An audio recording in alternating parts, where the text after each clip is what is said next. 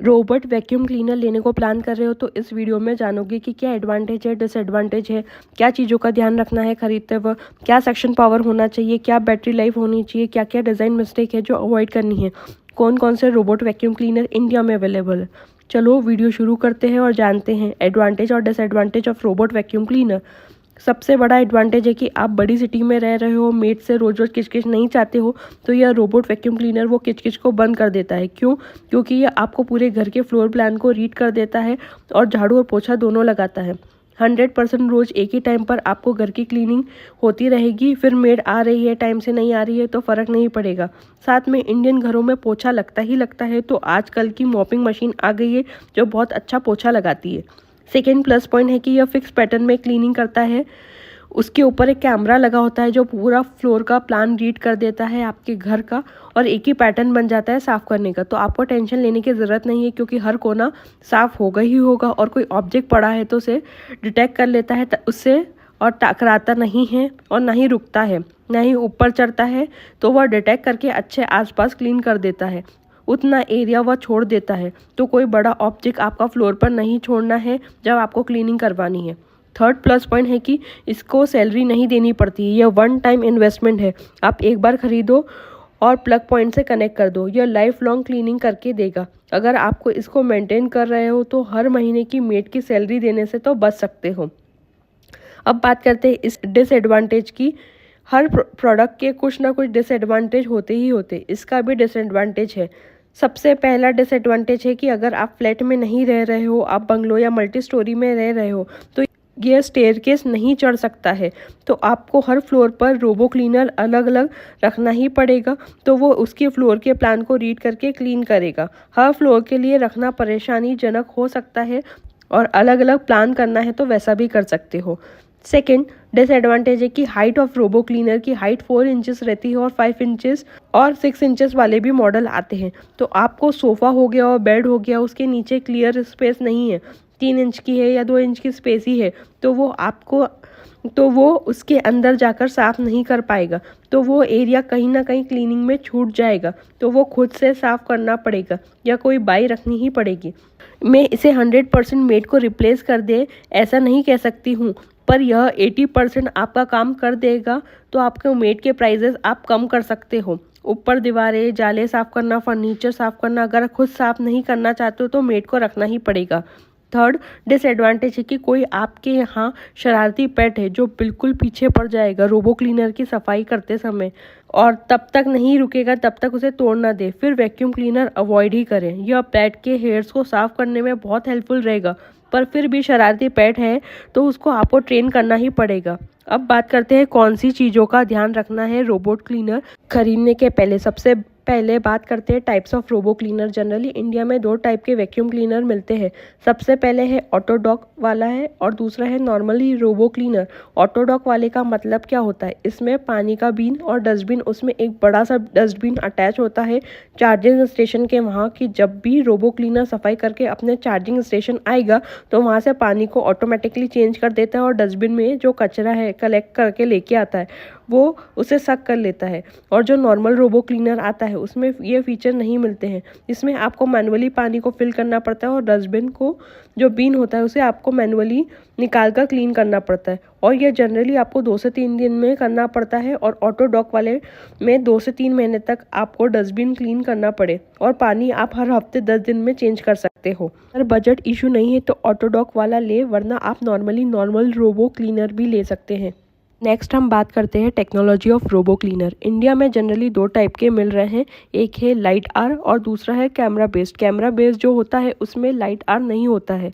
उसमें क्या होता है कि वह थोड़ा इन्फीरियर होता है। क्यों? क्योंकि वह एक डार्क कंडीशन में काम नहीं कर सकता है। लाइट बंद है तो उसको दिक्कत आती है, और डार्क लोकेशन में उसको मुश्किल आती है, क्योंकि वो कैमरा से सारी चीज़ें डिटेक्ट करता है। पर lidar technology upgraded technology है, जो वह डार्क सिचुएशन में भी आराम से काम कर लेता है, और लाइट है तो भी आराम से काम कर लेता है। बस लाइट आर में एक सेक्शन थोड़ा सा ऊपर बढ़ जाता है, जो हल्की सी हाइट उसकी बढ़ जाती है। पर मेरा रिकमेंडेशन आपको लाइट आर वाला लेना ही है, क्योंकि उसका डिटेक्शन बहुत स्ट्रॉन्ग होता है और बहुत कन्वीनियंट है। अगर कोई सामान भी पड़ा है, डार्क है, तब भी वो सामान को डिटेक्ट करके आराम से सफाई कर देता है। नेक्स्ट हम बात करते हैं बैटरी कैपेसिटी की बारे में। मिनिमम 3200 mAh वाली ही बैटरी लेना है। अगर उससे कम लोगे तो एक बार में 2 BHK या 3 BHK की क्लीनिंग नहीं कर पाएगा। 3200 mAh की बैटरी वाली ले रहे हो तो 2 BHK और 3 BHK ही ईजिली क्लीनिंग कर पाएगा, एक बार के चार्जिंग में ही क्लीन कर देगा। और उसे कम ले लिया तो क्या होगा, वो क्लीनिंग के बीच में ही चार्जिंग स्टेशन जाना पड़ेगा और वापस क्लीनिंग रीस्टार्ट करनी पड़ेगी। और टेंशन मत लो, रीस्टार्ट क्लीनिंग वापस वहीं से करेगा जहाँ से छोड़ा रहता है। और अगर 4200 mAh या 5000 mAh की बैटरी ले रहे हो तो अच्छा है, अगर बड़ा घर है तो ज़्यादा बैटरी कैपेसिटी की ही लेना। नेक्स्ट हम बात करते हैं सक्शन पावर की। उसमें 3000 सक्शन पावर वाला ही लेना। उससे ज़्यादा वाला ले रहे हो तो अच्छा ही है, क्योंकि कारपेट है, पेट है तो उसके बाल टूटते हैं, तो उसको सक करने के लिए हैवी सक्शन पावर लोगे तो क्लीनिंग ज़्यादा बेटर होगी। इसलिए मिनिमम कोशिश करना कि 3000 सक्शन पावर वाला ले। नेक्स्ट हम बात करते हैं कौन सा रोबो क्लीनर इंडिया में बेस्ट है। इसको 3 कैटेगरी में अपन डिवाइड कर सकते हैं, that is economical, value for money and luxury category में। अगर इकोनॉमिकल कैटेगरी में बात कर रहे हैं, आपका बजट कम है या आप कुछ टाइम के लिए ले रहे हो या रेंटल प्रॉपर्टी के लिए ही प्लान कर रहे हो, तो इस कैटेगरी में जा सकते हो। अगर आप वैल्यू फॉर मनी कैटेगरी की बात करें तो इसमें जितना पैसा लगा रहे हो उतना वर्थ इट होना चाहिए। और लास्ट है लग्जरी कैटेगरी, जिसमें एक बार लगाना है और बाद में कोई टेंशन नहीं चाहिए और कोई गलत रोबो क्लीनर नहीं चाहिए, तो इस कैटेगरी में आप जा सकते हो। नेक्स्ट बात करते हैं इंडिया में अच्छे ब्रांड कौन से हैं रोबो क्लीनर के। तो MI, iLife, ड्रीम और इकोवैक्स। और अब बात करते हैं इकोनॉमिकल कैटेगरी की, तो उसमें आपको ऑटोडॉक वाला सिस्टम नहीं लेना है, सिंपल रोबो क्लीनर ही लेना है। क्यों कि फ़ायदे क्या है इसमें? फ़ायदे ये है कि ये बजट 2x 3x तक हो जाता है, इसलिए उसमें नहीं जाना है। इसलिए इकोनॉमिकल कैटेगरी में आपको जो वैक्यूम क्लीनर मिलेगा वो 15,000 से 25,000 रुपीज़ तक मिल जाएगा, और इससे कम उतना इफेक्टिव नहीं है। इंडियन क्लीनिंग के लिए कहीं में मॉप नहीं है तो कहीं पर बाद में पछताने वाली बात रहेगी। तो इस कैटेगरी के लिए बेस्ट है Xiaomi का S10, क्योंकि इसका सक्शन पावर बहुत अच्छा है, जो इंडियन घरों के लिए बहुत अच्छी बात है। इसका रन टाइम भी जो है वो 2000 से 2500 स्क्वायर फीट तक एक बार में रोबो क्लीनर उसे साफ कर देगा। और इसका प्राइस अमेजोन पर करंटली 21,000 रुपीज़ का आ रहा है, पर आप सेल में लोगे तो हो सकता है प्राइस कम मिल जाए आपको। अब बात करते हैं वैल्यू फॉर मनी कैटेगरी की, जिसमें आपको बजट रहेगा 25,000 से 35,000 रुपीज़ के बीच में।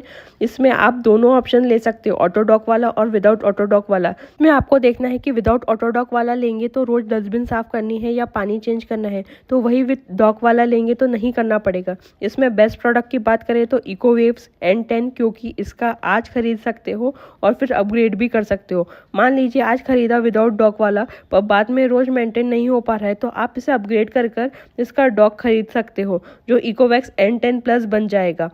इसमें आपको 4300 सक्शन पावर वाला मिल जाएगा, जो 5200 mAh की बैटरी कैपेसिटी के साथ आता है, जिसे आप पूरा घर इजीली क्लीन कर लोगे। और इसका रन टाइम जो है वो 5 से 5.5 आवर का है। एक बार चालू हुआ तो पूरा घर साफ कर कर ही रुकेगा। ये आपको 30,000 का अमेजोन और फ्लिपकार्ट पर मिल रहा है, और सेल पर देखेंगे तो हो सकता है कि कम में मिल जाए। और अगर आपको अपग्रेड वाला ऑप्शन नहीं चाहिए, आपका घर का साइज़ उतना बड़ा नहीं है, तो आप iLife का A20 ऑप्शन देख सकते हैं या ड्रीम D9 ऑप्शन भी देख सकते हो। यह दोनों मॉडल आपको 25,000 रुपीज़ के आसपास मिल जाएंगे, जो perfect value for money option बन जाते हैं। और वैल्यू फॉर मनी में ऑटोडॉक ऑप्शन चाहिए तो iLife T10S रोबो वैक्यूम और ड्रीम का D10S दोनों की ही ऑप्शन देख सकते हो। ये 34,000 रुपीज़ के रेंज में आपको मिल जाता है, और इसमें ड्रीम का D10S ज़्यादा बेटर है, क्योंकि उसका सक्शन पावर थोड़ा ज़्यादा है आपके iLife के ऑप्शन से। इवन बैटरी लाइफ भी और रन टाइम भी ज़्यादा है। बस ड्रीम के साथ एक ही प्रॉब्लम है कि उसे स्पेयर्स पार्ट की अभी इंडिया में इतनी अवेलेबिलिटी नहीं है, इसलिए iLife ज़्यादा चल रहा है। पर ड्रीम के मॉडल बहुत ही रोबोस्ट और इंडियन घरों के लिए परफेक्ट ऑप्शन है। अब बात करते हैं प्रीमियम कैटेगरी की। इसमें आपको विद ऑटोडॉक वाला ही सिस्टम लेना है, विदाउट ऑटोडॉक वाला नहीं लेना है। इसमें आप इकोवेव्स का T20 ओमनी ले सकते हो। यह 6000 सक्शन पावर के साथ आता है, और यह अभी तक का बेस्ट ऑटोडॉक सिस्टम है जो इंडिया में अवेलेबल है, जो आपके घर को शार्प क्लीन कर देता है। इसके साथ दूसरा ऑप्शन देख सकते हैं, दैट इज़ ड्रीम का L10S अल्ट्रा। यह भी बहुत ज़्यादा रोबोस्ट है, थोड़ा सा छोटा in comparison to T20 omni, पर हाँ अगर कॉम्पैक्ट स्पेस में रखना है या हिडन रखना है या कॉर्नर में छुपाना है तो यह ज़्यादा बेस्ट ऑप्शन है। पर हाँ, ऑप्शन चाहिए तो T20 बेस्ट इस कैटेगरी के लिए ज़रूर करें और सब्सक्राइब करना ना भूलें, ताकि आप हमारे वीडियो जो हम हर संडे को अपलोड करते हैं और शॉर्ट डेली अपडेट करते हैं वो मिस ना कर सको। तो आपको डेली कंटेंट मिलेगा, तो सब्सक्राइब करना ना भूलें। Thank you.